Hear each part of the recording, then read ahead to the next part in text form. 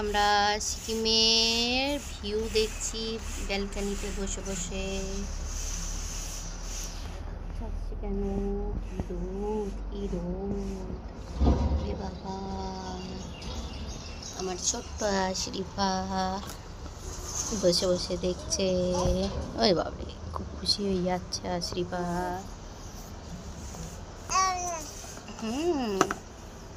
এটা কি শোনা বুনু? এটা খেলা, এটা খেলা। দিদি দিদি করো, দিদি দিদি দিদি।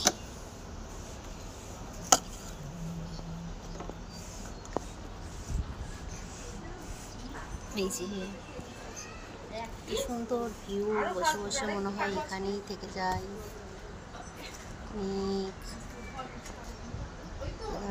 পাহাড়, পাহাড়ের উপরে মেঘ।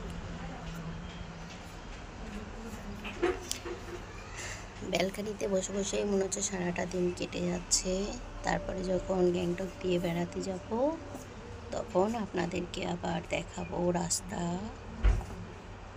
আগের দিনকে আসতে গিয়ে খুব শরীরটা খারাপ হয়ে গিয়েছিল, যেই কারণে রাস্তাটার সেইভাবে ভিডিও করতে পারিনি।